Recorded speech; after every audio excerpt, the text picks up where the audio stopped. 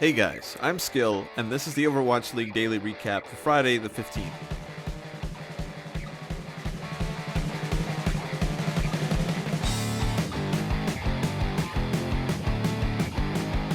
Starting off, we have the Toronto Defiant and the Houston Outlaws, with Houston taking two initial maps, both teams opting to run Dotes for the majority of their fights and swapping Zarya for Sombra whenever high ground was an issue.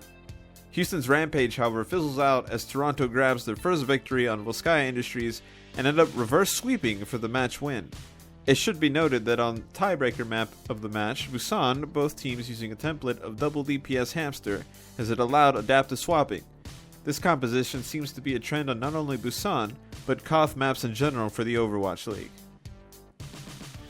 For our second match, we have the Atlanta Reign and the Florida Mayhem, and to start off strong we have Atlanta with an interesting strategy, putting the resident Torb specialist Dafran on Torbjorn out the gate on Ilios, and supplementing the pick with the very necessary pickups of Orisa and Hanzo. They survive against Florida till a 99% cap, swapping off onto an Oates composition for the nail in the coffin. And while Florida was pretty tame with their comps, Atlanta pulled out a ham and dive with Widow defensively on Volskaya, a composition that has had moderate success in contenders in the Tier 3 scene, and something I think we will see more of in the future. Moving on to the Dallas Fuel and San Francisco Shock, Dallas showing their love for Sombra by including it full-time in their GOATS comp for 2 of the 4 maps in the set, and San Francisco running GOATS almost exclusively, with a Widow thrown in and the odd DPS or 2 for the last second pushes. While both teams stuck to GOATS for the most part, San Francisco taking it a step further by implementing a bait style in which they had 1 or 2 players seemingly waste cooldowns in order to get Dallas to approach full force. After utilizing Lucio's speeds and mobility, Dallas ran face first into the Shock after making them expend resources to secure the wins. And last but not least, the Chengdu Hunters and Guangzhou Charge. Interestingly enough here, both teams really wanting to run Winston or Hamster in as many compositions as they possibly could, oftentimes including seeing the same comp type as they swap between attack and defense. Both teams also preferring to play more DPS friendly compositions over the traditional GOATs, and both teams seemingly evenly matched as they took it to the last round of the tiebreaker map Nepal. Another interesting bit of information, Guangzhou really liking Ana as a general pick, running it extensively when there were DPS setups, and Chengdu sometimes opting to double sniper solo tank. And with that, we're on to the highlights.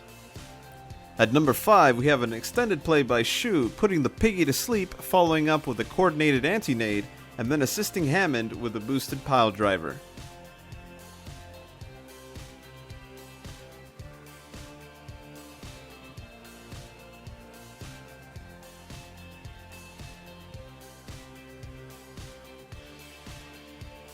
At number 4, we have Smurf, who swings for his last bit of ult charge and then gets a big earth shatter on the entire enemy team.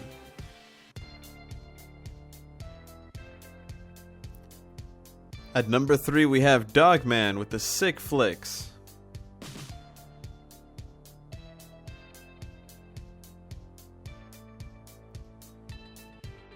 At number 2, we have Super, blocking a shatter and then retaliating with a shatter of his own.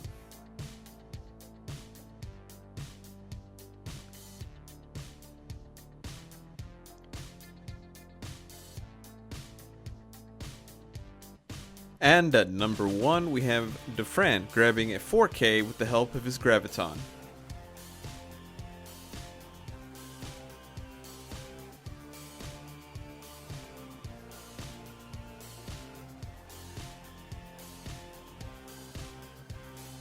And that's all for the Overwatch League Daily Recap. See you guys next time.